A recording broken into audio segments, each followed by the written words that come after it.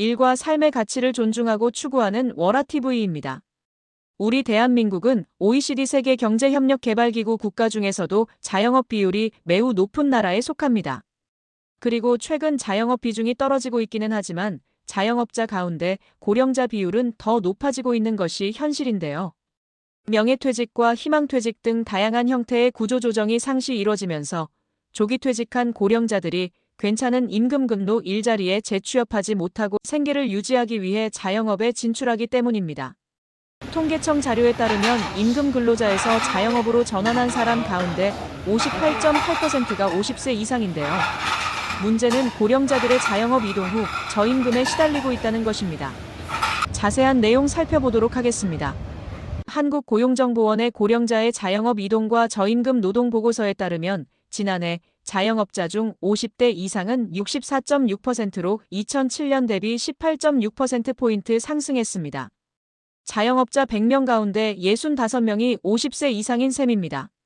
특히 고용원 없는 자영업자, 이른바 나홀로 사장님 가운데 50세 이상이 차지하는 비율은 같은 기간 51.1%에서 67.4%로 더 높아졌는데요.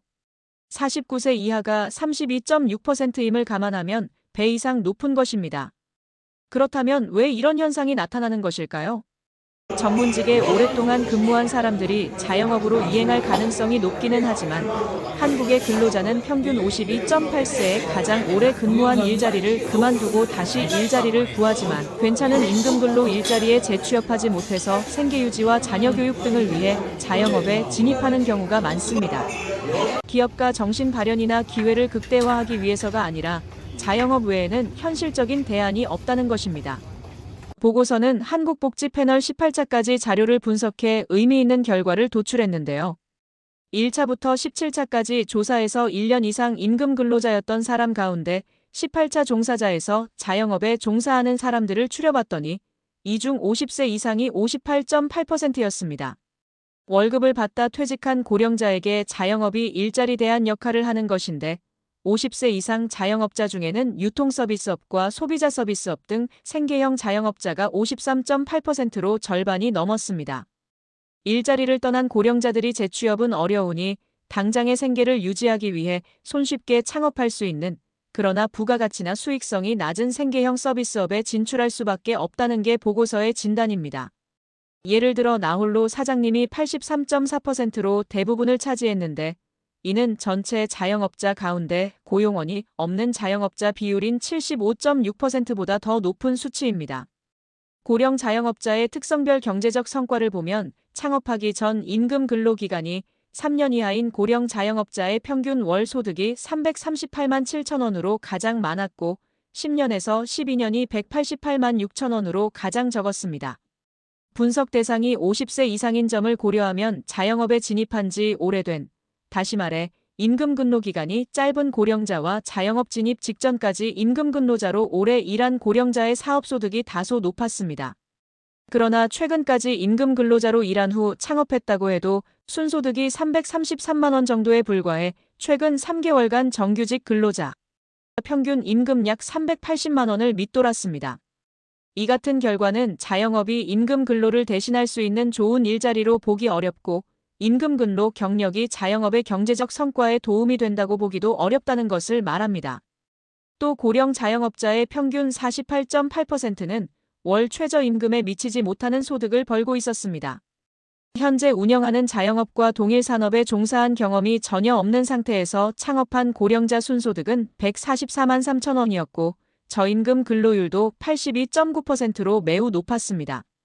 또 생계형 자영업자의 순소득은 225만 2천 원이고 비생계형 자영업자는 343만 2천 원으로 120만 원가량 차이가 났습니다. 고용원이 없는 나홀로 자영업자의 사업 순소득은 227만 6천 원으로 고용원이 있는 자영업자의 절반 이하였습니다.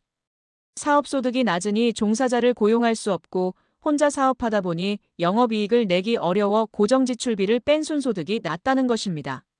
연령별로 보면 50대의 소득은 380만 2천 원인데 반해 60세 이상은 143만 천 원으로 더 낮았고 저임금 근로 비율은 75.8%나 됐습니다.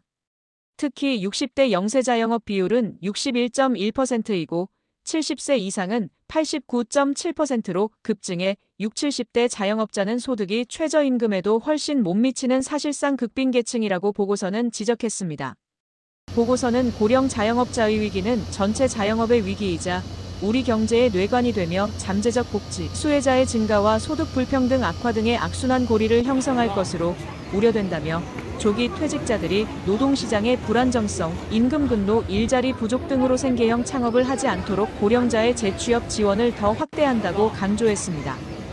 이와 함께 자영업자의 경제적 자립 능력을 높일 수 있는 소상공인의 판로 확보, 경영자문, 교육훈련 등도 확대하고 임대료를 낮춰주는 건물주에 대한 세제 지원, 지자체 또는 소상공인연합회 등을 중심으로 골목 상권이 볼거리 먹을거리가 많은 핫플레이스가 되도록 환경 개선, 홍보, 소비자 유인책 마련 등도 확대돼야 한다고 덧붙였습니다. 지금까지 월화TV였습니다.